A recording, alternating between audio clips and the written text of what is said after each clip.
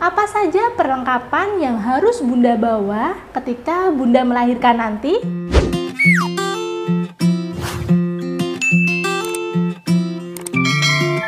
Halo, Assalamualaikum warahmatullahi wabarakatuh. Kembali lagi bersama Bidan Irawati, masih di channel Bunda Bidan Irawati. Apa kabar bunda-bunda semuanya? Semoga sehat dan lancar selalu ya. Jangan lupa selalu tersenyum dan semangat. Oke bunda, langsung saja Bidan Irawati akan membahasnya pada kesempatan kali ini ya. Perlengkapan yang harus bunda bawa saat bunda melahirkan nanti. Yang pertama, bunda harus menyiapkan perlengkapan dari ibu atau perlengkapan bunda sendiri.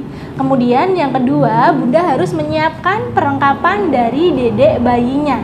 Perlengkapan dari ibu, yang pertama bunda bisa menyiapkan baju ibu ya. Baju ibu paling tidak itu bunda membawa minimal dua baju dengan bagian depannya itu yang berkancing atau berresleting ya. Boleh membawa daster misalnya, atau hem juga boleh.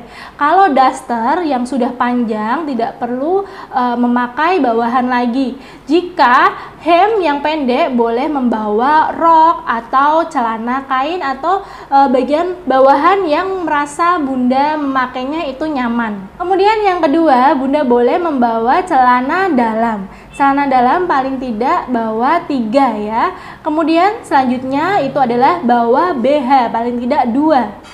Tapi BH ini itu kalau setelah melahirkan atau saat melahirkan itu biasanya tidak dipakai karena nanti langsung tindakan IMD, inisiasi menyusui dini. Kemudian selanjutnya boleh membawa jarik ya. Jarik ini paling tidak 1, itu untuk selimut bagian kaki nantinya dan perut saat proses persalinan nanti.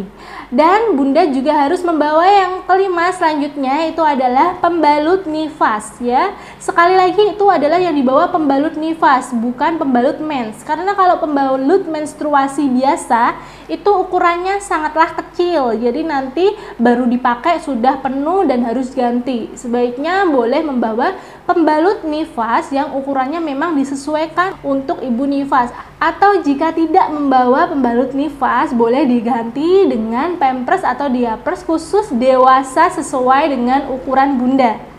Selanjutnya, bunda boleh membawa perlengkapan mandi. Perlengkapan mandi di sini, bunda boleh membawa handuk mandi, kemudian perlengkapan mandi seperti sikat gigi, pasta gigi, kemudian sabun untuk cuci muka, kemudian sabun untuk bunda mandi.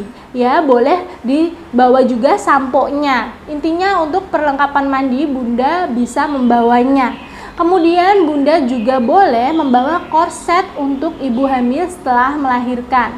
Biasanya korset untuk ibu hamil atau stagen yang dililitkan atau dipakai di area perut itu bukan suatu kewajiban ya. Senyaman bunda saja, boleh membawa, boleh tidak wajib untuk membawa. Kalaupun mau membawa boleh, nantinya jika mau dipakai yang penting makainya tidak terlalu kencang.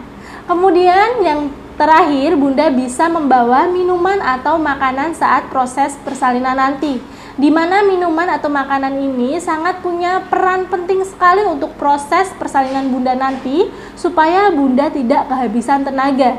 Jadi saat melahirkan memang bunda disarankan untuk tetap makan dan minum. Untuk itu supaya makanan dan minuman yang bunda makan itu sesuai dengan kesukaan bunda, bunda boleh membawanya sendiri dari rumah. Itu adalah perlengkapan yang harus ibu bawa. Dan kemudian perlengkapan dari bayi yang harus dibawa. Yang pertama, bunda bisa membawa baju bayi. Baju bayi ini berserta celananya atau boleh popok bayi itu paling tidak 3-4 setel ya, 3-4 baju atau celana. Kemudian kalau sudah membawa baju boleh membawa bedong bayinya. Bedong bayi ini bukan suatu kewajiban, boleh membawa supaya nanti bisa membuat bayi merasa hangat, bisa dijadikan selimutnya. Karena sekarang membedong bayi itu sudah tidak dianjurkan. Bolehlah membedong ketika bunda habis memandikan bayi, namun hanya sebatas untuk menyelimuti bayi saja, tidak boleh terlalu kencang dan terlalu ketat. Seperti juga dengan gurita bayi, sekarang juga sudah tidak disarankan. Lebih baik Bunda memakai kaos dalam bayi atau kaos dalam khusus bayi yang kecil ya. Kenapa kok gurita sudah tidak disarankan? Karena jika itu dipakai akan mengganggu bagian pernafasan si dedek bayinya. Paru-paru bayi tidak akan berkembang secara sempurna, tidak bisa bernafas dengan lega ketika memakai gurita terlalu kencang. Supaya pernafasan bayi tidak terganggu, sebaiknya Bunda hindari pemakaian gurita pada bayi Bunda. Dan kalaupun Bunda sudah membelinya atau membawanya, gurita tersebut bolehlah dipakai, tapi asalkan tidak terlalu kenceng ya, harus benar-benar sangat longgar atau bisa diselimutkan saja dan diikat secara longgar ya, tidak boleh terlalu kenceng atau sangat melekat pada permukaan kulit bayi.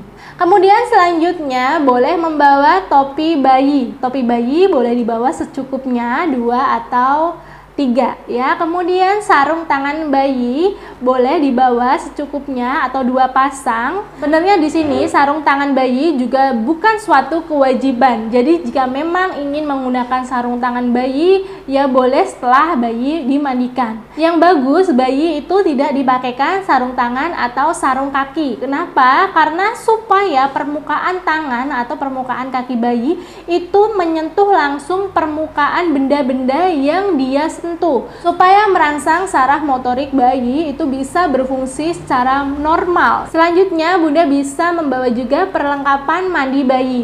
Perlengkapan mandi bayi di sini sama halnya dengan perlengkapan mandi ibu, yaitu handuk bayi, kemudian alat mandi untuk bayinya yaitu sabun boleh, sampo boleh. Yang terpenting 2 ini, sabun dan sampo. Untuk bedak bayi itu sebenarnya bukan suatu kewajiban, karena pemakaian bedak pada bayi itu sebenarnya tidak disarankan. Karena bedak bayi jika dipakai di bagian wajah bayi itu akan mengganggu penglihatan bayi jika debu-debu atau butiran dari bedaknya itu masuk ke dalam area mata bayi, bisa menyebabkan infeksi pada mata bayi. Mungkin mata bayi bisa memerah atau bisa keluar lodoknya atau kotoran dari mata. Kemudian jika bedak bayi itu melekat pada kulit bayi, kemudian bayi berkeringat, itu dapat menimbulkan jamur pada area kulit, sehingga mungkin kulit bayi akan iritasi, memerah, dan timbul ruam.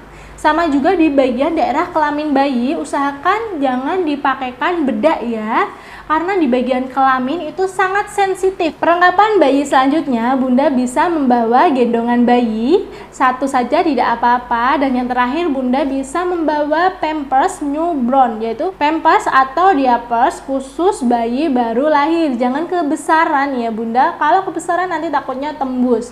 Atau kalau tidak membawa Pampers, cukup popok bayi saja. Tapi jika tidak dipakaikan diapers ini, Bunda harus rajin-rajin mengecek apakah bayi sudah BAK atau BAB. Jika BAK atau BAB harus selalu diganti. Nah Bunda, itu tadi adalah perlengkapan yang harus Bunda bawa saat proses persalinan nanti, khususnya jika Bunda ingin persalinan normal di bidan. Cukup sekian yang dapat Bidan Irawati sampaikan, kurang dan lebihnya Bidan Irawati mohon maaf. Wassalamualaikum warahmatullahi wabarakatuh. Dadah.